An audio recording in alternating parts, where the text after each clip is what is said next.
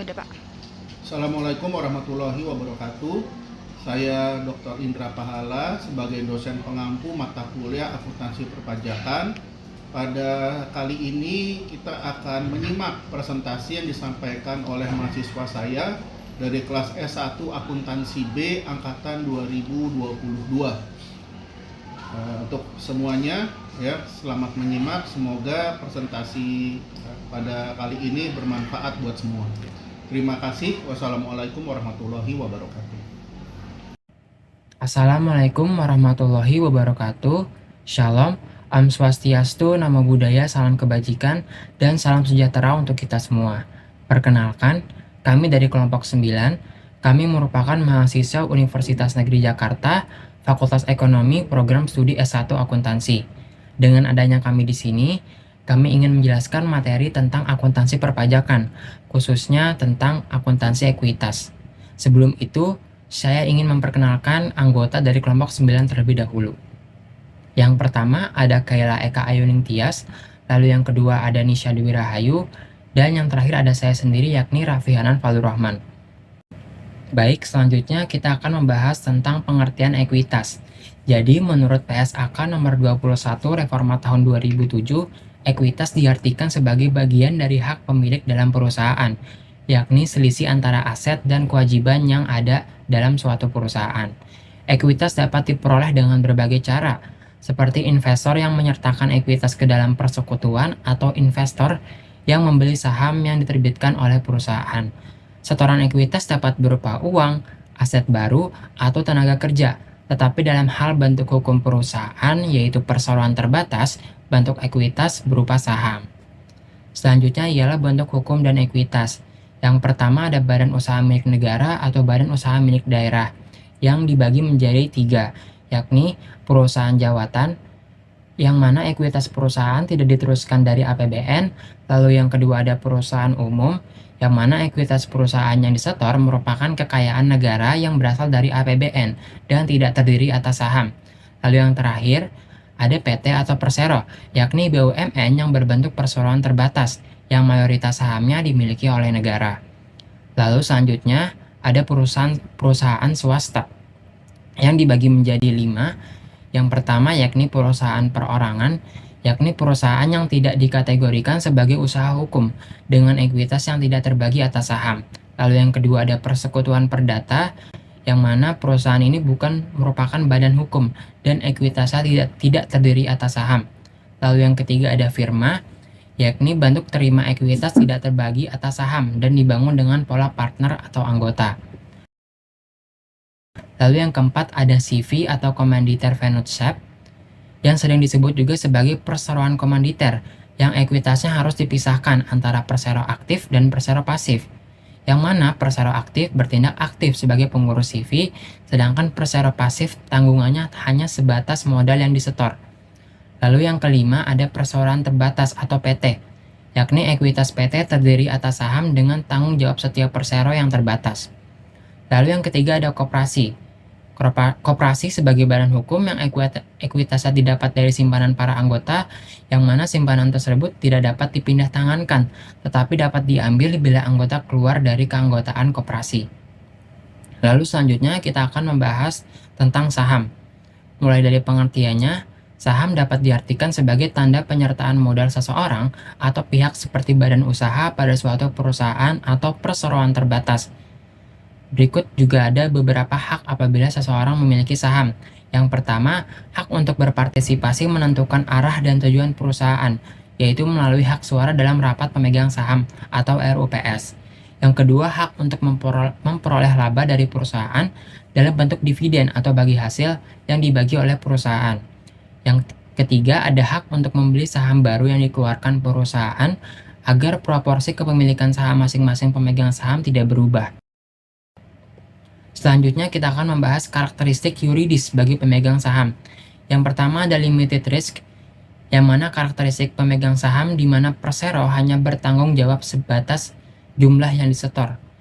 Lalu yang kedua ada ultimate control, yang mana karakteristik pemegang saham yang secara kolektif akan menentukan arah dan tujuan perusahaan. Lalu karakteristik yang terakhir ada residual claim, yakni merupakan pihak yakni Pemegang saham merupakan pihak yang terakhir yang mendapat bagian hasil usaha perusahaan atau dividen dan sisa aset dalam hal likuidasi serta memiliki posisi junior dibandingkan dengan pemegang obligasi atau kreditor. Untuk materi selanjutnya akan dilanjutkan oleh rekan narasumber yang lain. Selanjutnya jenis saham. Yang pertama itu ada saham biasa. Saham biasa memiliki beberapa karakteristik. Yang pertama itu dengan nilai nominal ataupun nilai par. Saham dengan nilai nominal ini ialah saham yang memiliki nilai nominal tertentu yang ditetapkan dalam anggaran dasar perusahaan. Yang kedua itu tanpa nilai nominal tetapi tetap tercatat pada saat dikeluarkan. Saham ini tidak memiliki nilai nominal yang tetap, tetapi mereka memiliki nilai pasar yang sesuai dengan harga perdagangan di pasar saham pada saat dikeluarkan. Dan yang terakhir itu tanpa nilai nominal dan juga tidak tercatat pada saat dikeluarkan. Saham ini tidak memiliki nilai nominal yang tetap dan perusahaan tidak mencatat jumlah saham atau nilai pasar mereka pada saat dikeluarkan. Di sini ada contoh di mana nilai nominal dalam saham, yaitu Indosat menerbitkan tambahan 1000 lembar saham biasa dengan nilai par sebesar $1 secara tunai dan dengan harga $5 per saham. Dalam pernyataan tersebut, nilai nominal saham Indosat itu sebesar $1. Selanjutnya itu ada saham preferen, di mana ini ialah jenis saham yang diterbitkan oleh suatu perusahaan yang memberikan hak-hak tertentu pada pemegangnya yang berbeda daripada saham biasa. Karakteristik saham preferen itu yang pertama, klaim prioritas. Dalam pembagian dividennya, pemegang saham preferen akan mendapatkan pembayaran lebih dahulu dibandingkan dengan pemegang saham biasa. Yang kedua itu ada dividen tetap.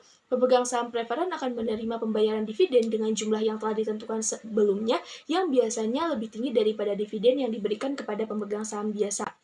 Yang ketiga, tidak memiliki hak suara ataupun hak suaranya terbatas. Pemegang saham preferen tidak memiliki pengaruh dalam keputusan operasional ataupun strategis perusahaan. Yang keempat itu ada konversi opsional, di mana pemegang saham preferen itu memiliki opsi untuk diubah menjadi saham biasa yang memungkinkan pemegang sahamnya untuk berpartisipasi dalam pertumbuhan ekuitas perusahaan. Yang kelima, keamanan investasi. Saham preferen dianggap sebagai instrumen investasi yang lebih aman daripada saham biasa karena klaim prioritas mereka atas aset dan juga pendapatan perusahaan. Yang terakhir itu keterbatasan pertumbuhan modal. Saham preferen cenderung memiliki pertumbuhan modal yang lebih rendah dibandingkan dengan saham biasa karena cenderung tidak memiliki potensi kenaikan harga yang signifikan. Yang selanjutnya itu jenis saham preferen. Yang pertama ada callable stock, di mana ini ialah jenis saham yang dapat ditebus kembali oleh perusahaan penerbit dengan opsi yang tertulis dalam kontrak saham. Yang kedua ada convertible stock, di mana saham ini memungkinkan pemegang saham untuk menukarkan saham tersebut menjadi saham biasa ataupun saham yang lebih liquid. Yang terakhir itu ada redeemable stock, di mana saham ini harus dilunasi ataupun dibayar kembali oleh perusahaan penerbit pada tanggal tertentu atau dalam jangka waktu tertentu sesuai dengan ketentuan dalam kontrak saham. Nah, selanjutnya itu perlakuan ekuitas dalam akuntansi. Di sini ada jurnal pengeluaran saham. Untuk contoh soal pertama, pada tanggal 5 Februari, perusahaan Karya Medika mengeluarkan 10.000 saham biasa kepada perusahaan ABC dengan harga jual per sahamnya sebesar Rp25. Di sini ada jurnal pengeluaran saham yang dilakukan oleh perusahaan ABC, di mana di debit ada kas sebesar Rp250.000 dan di kredit ada ekuitas saham sebesar Rp250.000. Untuk contoh soal yang kedua itu pada tanggal 7 Agustus, perusahaan Sejahtera Bakti memutuskan untuk mengeluarkan 5.000 saham biasa dengan nilai nominal Rp10 dan juga harga jual per sahamnya sebesar Rp20. Untuk jurnal transaksi pada tanggal 7 Agustus ini di debit ada kas sebesar Rp100.000, di kredit ada ekuitas saham sebesar Rp50.000 dan juga saham biasa sebesar Rp50.000. Untuk selanjutnya ada jurnal untuk treasury stock, di mana treasury stock ini dikenal sebagai saham perusahaan atau saham yang dibeli kembali. Maksudnya itu saham perusahaan yang sebelumnya telah diterbitkan dan juga dimiliki oleh pemegang saham, tetapi kemudian dibeli kembali oleh perusahaan itu sendiri. Untuk contoh soalnya pada tanggal 20 Januari 2022, perusahaan Pasifik memperoleh 10.000 lembar saham pada $15 per saham. Pasifik mencatat reakuisisi perolehan kembali sebagai berikut. Pada tanggal 20 Januari itu di debit treasury stock sebesar Rp150.000 dan juga di kreditnya ada cash sebesar Rp150.000. Nah, untuk selanjutnya itu ada dividen. Dividen ialah hasil yang dibayarkan oleh perusahaan kepada pemegang saham dalam bentuk saham ataupun uang tunai. Untuk contoh soalnya pada tanggal 31 Januari 2020, direktur mengumumkan dividen tunai sebesar Rp10.500.000. Nah, untuk jurnal pada 31 Desembernya itu di debit ada dividen tunai sebesar Rp10.500.000 dan juga di kredit ada hutang dividen sebesar Rp10.500.000. Lalu pada tanggal 30 Januari 2021, perusahaan melakukan pembayaran dividen tunai sebesar Rp10.500.000. Untuk jurnalnya itu ada di debit hutang dividen dan juga di kredit ada kas masing-masing sebesar Rp10.500.000. Oke, yang selanjutnya adalah perlakuan ekuitas dalam akuntansi. selisih kurs. Selisih kurs merupakan selisih antara transaksi dalam mata uang asing yang dikonversi menjadi mata uang fungsional dengan menggunakan rasio pertukaran dua nilai mata uang asing. Selisih kurs yang timbul pada penyelesaian pos moneter atau pada proses penjabaran pos moneter pada kurs yang berbeda dari kurs pada saat pos moneter tersebut dijabarkan. Pada pengakuan awal selama periode atau pada periode laporan keuangan sebelumnya diakui dalam laporan laba rugi pada periode saat terjadi PSAK nomor 10. Lalu keuntungan atau kerugian dari pos non-moneter diakui dalam penghasilan komprehensif lain, maka komponen kurs baik keuntungan maupun kerugian dihasilkan dari pos tersebut juga diakui dalam penghasilan komprehensif lain. Sedangkan apabila keuntungan atau kerugian pos non-moneter diakui dalam laba rugi, maka komponen kursnya baik keuntungan maupun kerugian yang dihasilkan dari pos tersebut juga diakui dalam laba rugi. Next adalah perlakuan ekuitas dalam perpajakan. Yang pertama, jenis dividen dikenakan PPh pasal 4 ayat 2. Dividen sebagai objek pemotongan PPh pasal 4 ayat 2 jika dividen diterima oleh wajib pajak orang pribadi dengan tarif pajak dividen sebesar 10% dan bersifat final. Yang kedua, jenis dividen dikenakan PPh pasal 23. Dividen sebagai objek pemotongan PPh 23 apabila dividen diterima oleh wajib pajak badan dalam negeri dan bentuk usaha tetap atau BUT dengan tarif sebesar 15% dari jumlah dividen yang diterima. Tarif ini pun dikenakan sepanjang dividen tersebut tidak memenuhi ketentuan sebagaimana dimaksud dalam pasal 4 ayat 3 huruf F Undang-Undang Nomor 36 Tahun 2008. Dividen berasal dari cadangan laba yang ditahan. Bagi perseorangan terbatas, badan usaha milik negara dan badan usaha milik daerah yang menerima dividen kepemilikan saham pada badan yang memberikan dividen paling rendah yaitu 25% dari jumlah modal yang disetor. Yang ketiga adalah jenis dividen dikenakan PPh pasal 26. Dividen sebagai objek pemotongan PPh pasal 26 jika dividen diterima oleh wajib pajak pribadi yang tinggal di luar negeri maupun perusahaan luar negeri yang kegiatan usahanya melalui BUT di Indonesia, serta perusahaan luar negeri yang menerima penghasilan di Indonesia tanpa BUT dengan tarif bersifat final sebesar 20% atau sesuai dengan tax treaty. Next adalah selisih kurs.